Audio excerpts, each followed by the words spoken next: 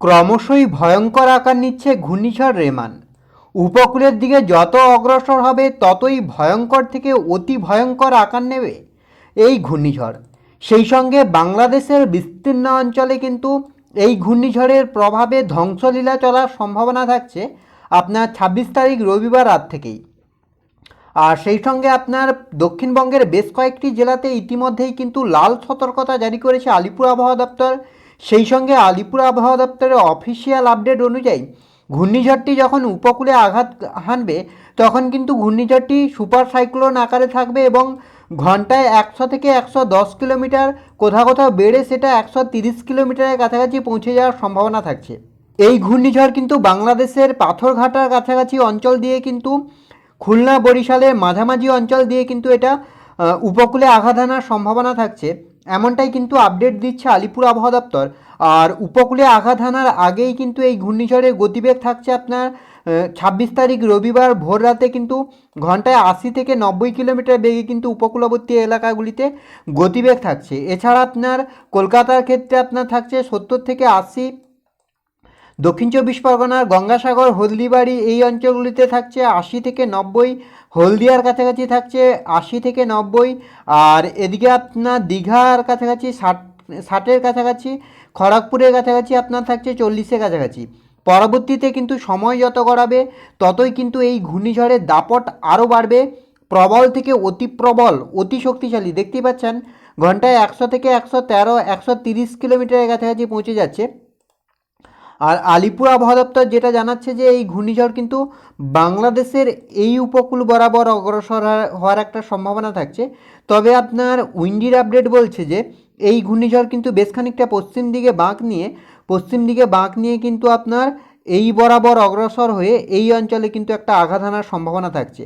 তবে আপনার আপনার বলছে, যেটা আলিপুর আবহাওয়া দপ্তরের অফিসিয়াল আপডেট বলছে যে এই দিকে বরাবর অগ্রসর হতে চলেছে ঘূর্ণিঝড় রেমান, যার প্রভাবে কিন্তু আপনার বাংলাদেশের বিস্তীর্ণ অঞ্চলে কিন্তু প্রবল ক্ষয়ক্ষতির সম্ভাবনা থাকছে। আর আমরা যদি এই আপডেটের দিকে লক্ষ্য করি তাহলে কিন্তু বেশ খানিকটা পশ্চিম দিকে বাঁক নিয়ে, উত্তর পশ্চিমে বাঁক নিয়ে কিন্তু এই যে আপডেট বলছে যে কিছুটা পশ্চিমবঙ্গের দিকে আসছে। তবে আলিপুর আবহাওয়া দপ্তরের অফিসিয়াল আপডেটের দিকে অবশ্যই আমরা লক্ষ্য করব, সেই আপডেট অনুযায়ী এটা কিন্তু আপনার বাংলাদেশের দিকে যাচ্ছে। আর বর্তমান আপডেট যদি এই আপডেট বজায় থাকে তাহলে কিন্তু প্রবল থেকে অতি প্রবল ঝড় বৃষ্টির সম্ভাবনা থাকছে, প্রবল ক্ষয়ক্ষতি হবে দক্ষিণবঙ্গের জেলাগুলিতে, বিশেষ করে কলকাতা সহ পার্শ্ববর্তী অঞ্চলগুলিতে কিন্তু প্রবল থেকে অতি প্রবল ক্ষয়ক্ষতির সম্ভাবনা থাকছে। আর বৃষ্টির দিকে কিন্তু আপনার পুরোপুরি লাল সতর্কতা থাকছে, প্রায় ১০০ মিলিমিটারের কাছাকাছি বৃষ্টির সম্ভাবনা থাকছে। বৃষ্টি যেটা হচ্ছে আপনার হলদিয়া, দীঘা, কন্টাই, আর এদিকে আপনার খড়গপুর, মিদনাপুর, বেলদা, বালিচক, তমলুক, কোলাঘাট, উলুবেড়িয়া, কলকাতা, বারুইপুর আর জামশেদপুর, এছাড়া আপনার এদিকে খিদিরপুর, চন্দননগর, আরামবাগ, কোলাঘাট, সর্বত্রই কিন্তু বজ্রবিদ্যুৎ সহ ঝড় বৃষ্টির সম্ভাবনা থাকছে এই আপডেট অনুযায়ী। অন্যদিকে বাংলাদেশের আপনার থাকছে খুলনা, বরিশাল, আর এদিকে আপনার ঢাকা, রাজশাহী, রাংপুর, এদিকে আপনার ত্রিপুরা বিস্তীর্ণ অঞ্চলেও কিন্তু পরবর্তীতে কিন্তু এই ঘূর্ণিঝড়ের প্রভাব পড়তে চলেছে। অর্থাৎ ২৭ তারিখ সোমবার ভোর রাত থেকেই কিন্তু প্রবল বৃষ্টি চলবে। আর এই বৃষ্টি কিন্তু বেশ কয়েক ঘন্টা চলবে, প্রায় ৪৮ ঘন্টা ধরে কিন্তু এই বৃষ্টির প্রভাব লক্ষ্য করা যাবে।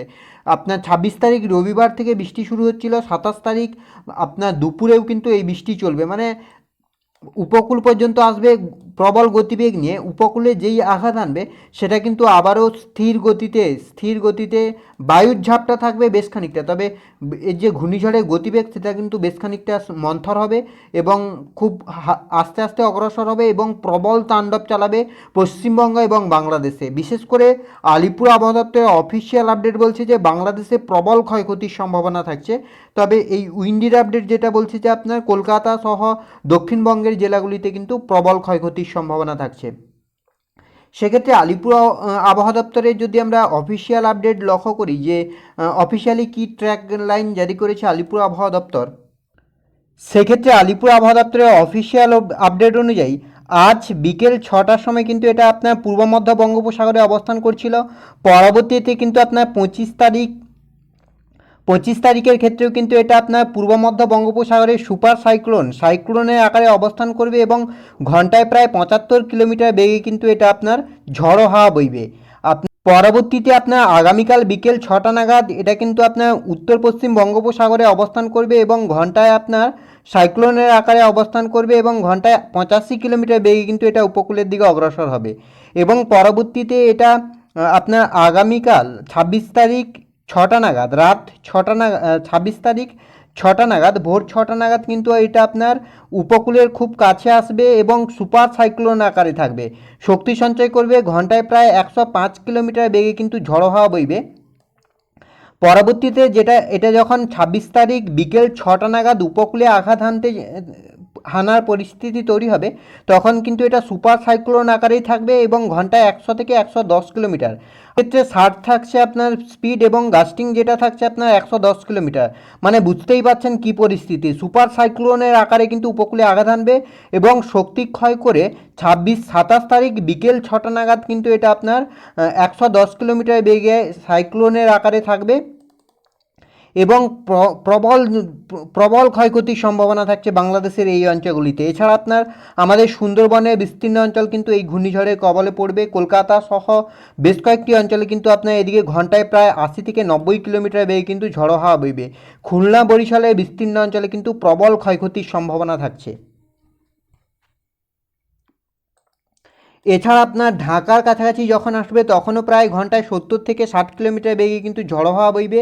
এদিকে আপনার উত্তর বাংলাদেশের দিকে যখন আসবে তখনও কিন্তু প্রায় বেশ খানিকটা থাকবে। এছাড়া অসমের বিস্তীর্ণ অঞ্চল, উত্তরবঙ্গ, ত্রিপুরার বিস্তীর্ণ অঞ্চলে কিন্তু এই ঘূর্ণিঝড়ের ব্যাপক প্রভাব পড়তে চলেছে। এছাড়া যদি আমরা লক্ষ্য করি যে কোন কোন অঞ্চলগুলিতে কম প্রভাব পড়বে, সেক্ষেত্রেও কিন্তু সে পরিমাণটাও কিন্তু বেশ থাকছে। তো সেক্ষেত্রে আপনার এই ঘূর্ণিঝড়ের প্রভাব উড়িষ্যার বিস্তীর্ণ অঞ্চলেও কিন্তু পড়তে চলেছে। এছাড়া আপনার এদিকে পূর্ব মিদনাপুর, পশ্চিম মিদনাপুর, ঝাড়গ্রাম, পুরুলিয়া, বাঁকুড়া, বীরভূম, মুর্শিদাবাদ, মালদা, উত্তরবঙ্গের 2 দিনাজপুর, এছাড়া আপনার এদিকে আলিপুরদুয়ার, কোচবিহার, জলপাইগুড়ি এগুলোতেও কিন্তু বেশ প্রভাব পড়তে চলেছে। এছাড়া আপনার এদিকে ত্রিপুরার বিস্তীর্ণ অঞ্চল, চট্টগ্রামের বিস্তীর্ণ অঞ্চল এগুলোতেও কিন্তু এই ঘূর্ণিঝড়ের প্রভাবে কিন্তু মেঘলা থাকবে আকাশ, সেই সঙ্গে কিন্তু ঝড় বৃষ্টির পরিস্থিতি তৈরি হবে। বিশেষ করে এই ঘূর্ণিঝড়ের প্রভাবটা পড়ছে এই অঞ্চলে, মানে সুন্দরবনে এই অঞ্চলে কিন্তু সুপার সাইক্লোনের প্রভাব পড়ছে কিন্তু এই সুন্দরবনের আপনার এদিকে পশ্চিমবঙ্গের ক্ষেত্রে গঙ্গাসাগর, হলদিবাড়ি এই অঞ্চলগুলিতে কিন্তু লণ্ডভণ্ড হবে। এছাড়া বাংলাদেশের সুন্দরবনে কিন্তু প্রবল লণ্ডভণ্ড হওয়ার সম্ভাবনা থাকছে। আর এছাড়া আপনার খুলনা বরিশালের স্থলভাগগুলিতেও কিন্তু প্রবল ক্ষয়ক্ষতির সম্ভাবনা থাকছে। আর পরবর্তী গত কয়েকটা ঘূর্ণিঝড় যে ছিল আগে যে ঘূর্ণিঝড়গুলি এসেছিল তার থেকে কিন্তু এই ঘূর্ণিঝড়ের প্রভাবে ক্ষয়ক্ষতির সম্ভাবনা বাড়বে আপনার দুই বঙ্গে। তো এই ছিল এই মুহূর্তের আবহাওয়ার আপডেট। পরবর্তী আপডেট পাওয়ার জন্য অবশ্যই আমাদের চ্যানেলটিকে সাবস্ক্রাইব করে আমাদের সঙ্গে থাকুন।